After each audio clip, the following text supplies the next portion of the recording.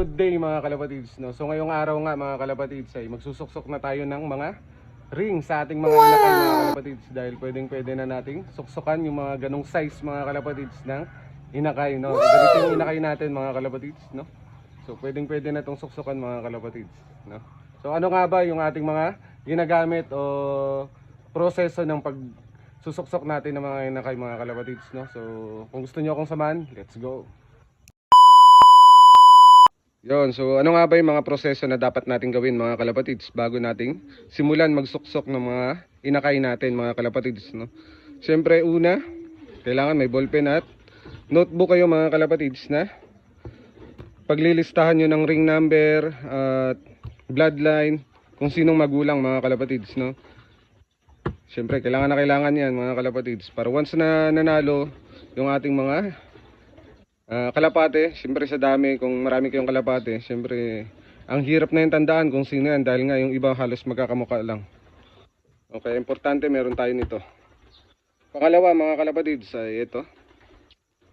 Siyempre balahibo ng kalapate mga kalapatids, no? Pagsusundutan natin ang kanilang daliri sa paa mga kalapatids para mailagay yung ring na to mga kalapatids, no? So meron tayo ditong 6 na ring mga kalapatids. So magkakasunod yung number niyan. So yung ring na to mga kalapatids ay 120 days challenge dito sa PFCO mga kalapatids, no? So yan yung ating susuksok sa kanila mga kalapatids, no? So halos late na nga tayo. Yung iba nakapagsuksok na, pero okay lang yon, no? So late na tayo nag-breed eh. So yan. So wag na natin itong patagalin mga kalapatids, no? Isuksukan na natin sila, baka suksukan pa ng iba. Let's go. Yon, so welcome back mga kalapatids, no? So eto yung una nating lalagyan ng ring mga kalapatids, no? So kung nakikita nyo, eto nakasulat na tayo mga kalapatids ng mga ring number nila kung sinong magulang mga kalapatids, no? Para hindi natin makalimutan yung mga magulang nila o mga bloodline nila mga kalapatids, no? So eto yung ring, yung una nating susuksok mga kalapatids, no? So eto yung tatak, PFCO mga kalapatids, South Race 120 days challenge mga kalapatids, no? 2025, no? So ring number mga kalapatids si 217 tsaka 218, no? So parang si ano lang to mga kalapatids, na naisip ko na kagad kung sinong pangalan sa Dragon Balls mga kalapatids. Alam ko na, naisip nyo na rin yon, si Android 17 then Android 18 mga kalapatids, no? Nabubulol-bulol pa.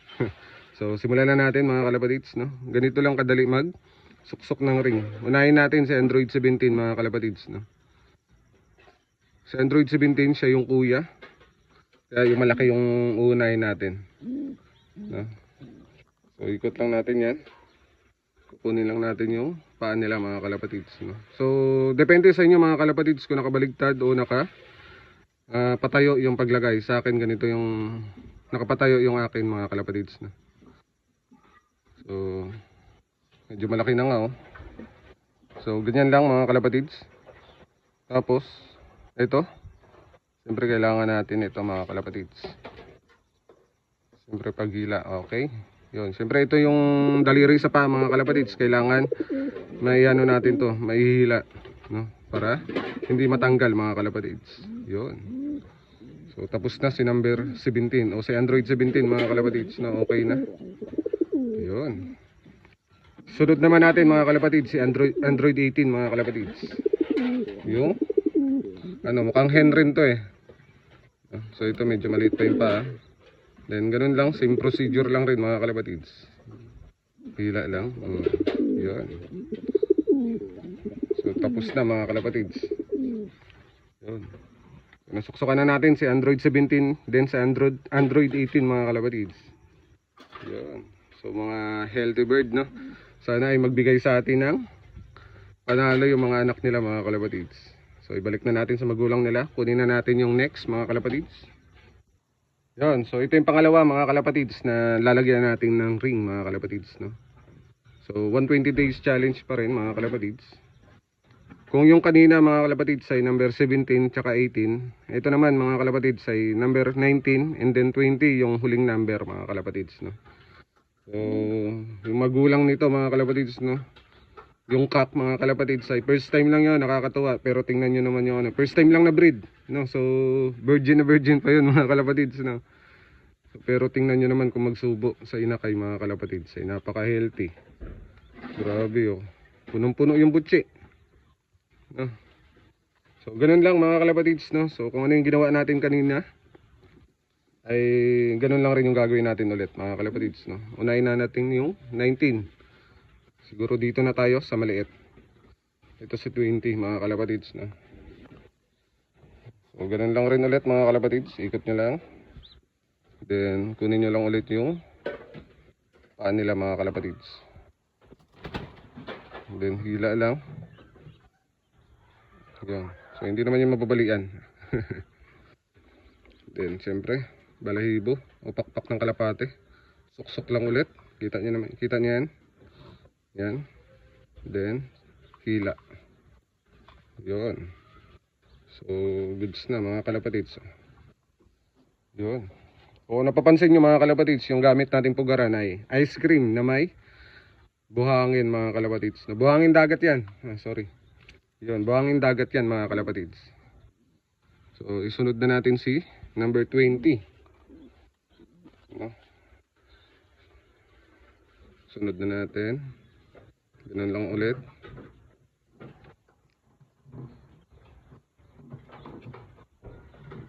Yun.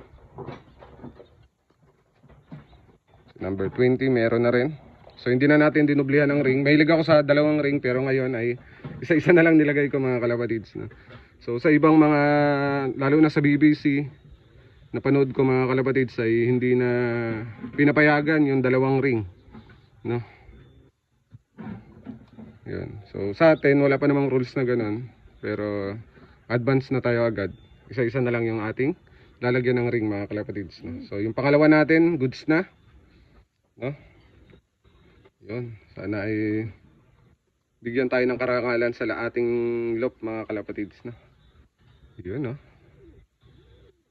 Yun, so kunin na natin yung panghuli mga kalapatids, no? Kasi yung ibang breeder natin, yung isang breeder natin mga kalapatids ay isa lang yung inakay niya. Kasi nga yung una napanood nyo sa ating vlog nakaraan ay namatay nga. Pero thank you Lord pa rin dahil nga yung isa mga kalapatids ay nabuhay.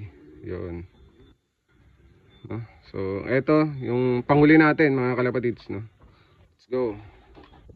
Yun, so ito yung pangatlo mga kalapatids na lalagyan natin ng ring. So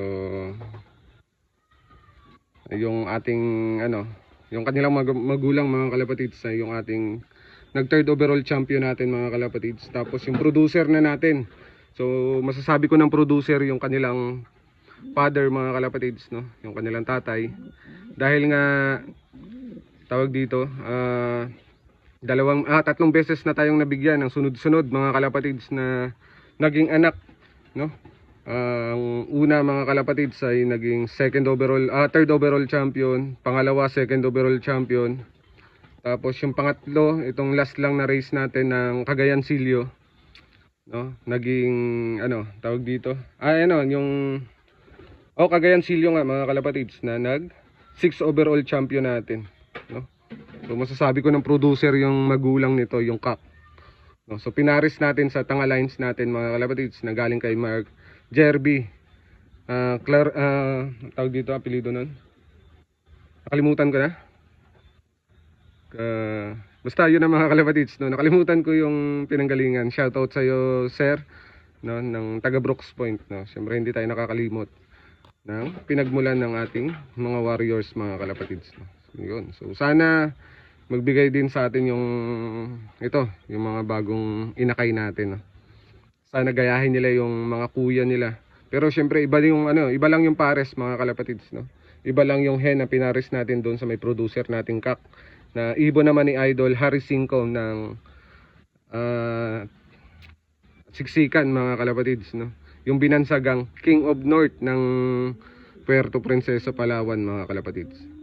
So ito, panghuli. Kung natapos na natin si 17, 18, 19, 20, then isusunod na natin mga kalapatids si 21, then 22. So magkakasunuran ring pa rin para hindi tayo malito mga kalapatids, no? Syempre. At ito, mas malaking bagay yung may ganito kayo mga kalapatids, no? Listahan ng paglalagyan ng magulang, ring number, mga kalapatids, no? Para once na nawala man yung ating mga kalapate, advantage nito ay once na may nag-post, sana all may nag-post katulad natin. Yun, kung may mag-post man na nawawala ng kalapate, no, na mag-post na oh kaninong kalapate to, sasabihin lang natin yung ring number, baka ito yun. Pag nagtumpak, atin talaga mga kalapatids, no. So, pero yung club mga kalapatids, merong record ng mga ring number kung sino yung mga kumuha. Pero syempre, lalagay din tayo. Syempre, may doble rin tayo, no. O may copy rin tayo ng mga ring nila. Yun. So, lagyan na natin. So, unahin natin sa 21. Nakakabilib lang dito mga kalapatids. Halos same lang. Same lang yung laki. No? So, walang white light na lumabas. Kasi yung magulang nito may puti sa pakpak mga kalapatids. Yung hen. Yan. So halos same lang rin mga kalapatids. Kaya kung sino lang sa kanila ko, kahit sino na ilagyan natin dito. Ito 21. Unahin natin si 21 mga kalapatids. Oops. Balahibo ng kalapate. Oops. Unahin pa natin. Yun, hila. Okay na. Sunod natin si 22 mga kalapatids. Ganun lang rin. Oops, sorry. Medyo masakit to sa kanila pero katagalan naman yan ay okay na yan sa kanila mga kalapatids na. Yun. Oops, okay. Yun. So tapos na natin mabigyan lahat mga kalapatids ng ring. Nakapagsuksok na rin tayo ng 120 days challenge, no? So 120 days lang yung araw na start ng race sa kanila mga kalapatids, no? Mga young bird pa talaga, no? So dati nakasubok na tayo noon. Hindi man tayo pinalad, no? Pero ngayon ay sana awa ng Diyos ay mabigyan tayo ng karangalan na, no, sa 120 days na palaro, no? Yun. Ito RS5 cross sa ating third overall champion, no? Yung ating producer na kak na Ibon ay Hari. Yun. So hanggang dito na lang mga kalapatids, no? Maraming salamat sa panonood. Siyempre wag niyong kakalimutan mag-follow, then i-share yung ating mga video, siyempre mga kalapatids, no? At nagpapasalamat ako dahil nga 10k followers na tayo sa ating Facebook page mga kalapatids. Maraming salamat, no? At tuloy-tuloy lang tayo at sana tuloy-tuloy lang yung suporta nyo sa page ko mga kalapatids, no? Cage 50 Love TV mga kalapatids. Hanggang dito na lang mga kalapatids. Maraming salamat sa panonood. Bye.